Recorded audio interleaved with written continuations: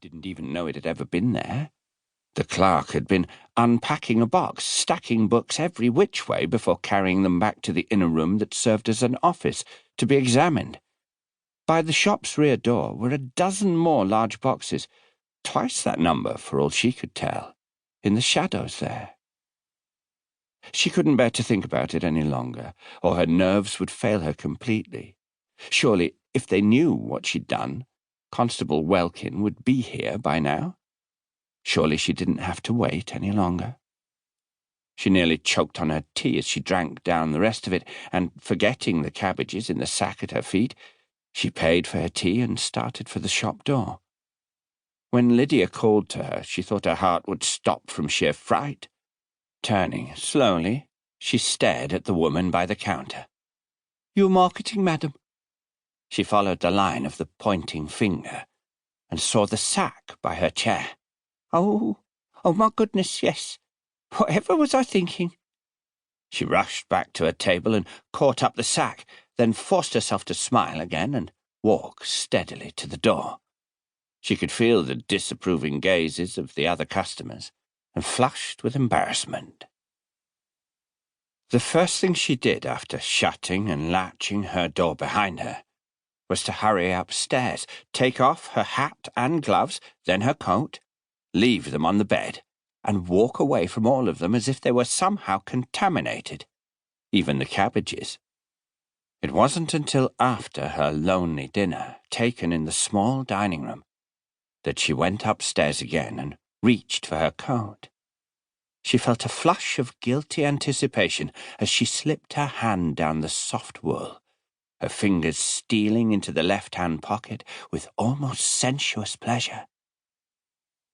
It was empty. She shoved her hand deep inside, then turned the lining inside out.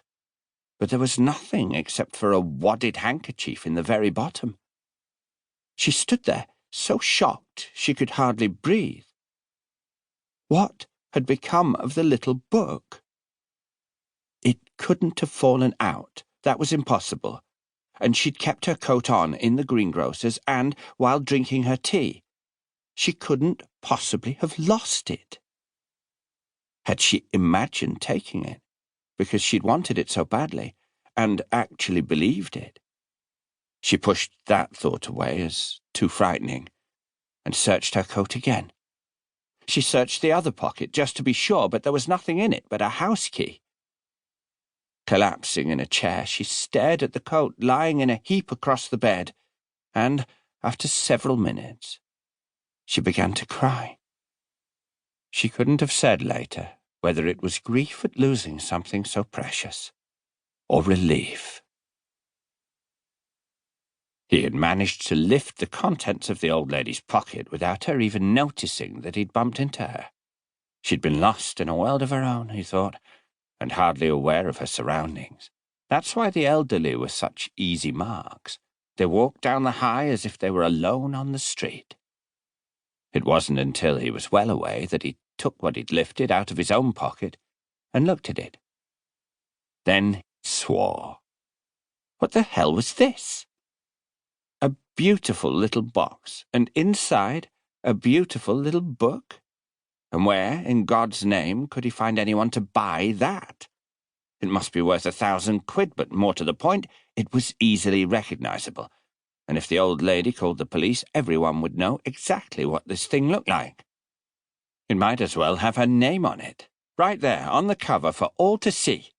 Worthless piece of... He broke off. God damn it, there was Ricky, walking toward him. Praying he hadn't been seen, he dodged into the ironmonger's shop and frantically looked for a rear door. He owed Ricky, and it was overdue what he owed, and this wasn't the time to be seen. But the rear door was locked. Didn't the stupid clerks in this shop know that was a fire hazard? He wanted to kick it, but that would bring him attention he didn't need right now, and he looked for a display he could hide behind in case Ricky came in. The bell over the front door tinkled as it opened, and someone walked into the shop. Sweating badly, he waited. But there was a woman speaking to a clerk, asking about door latches. He waited until she had gone, then decided it was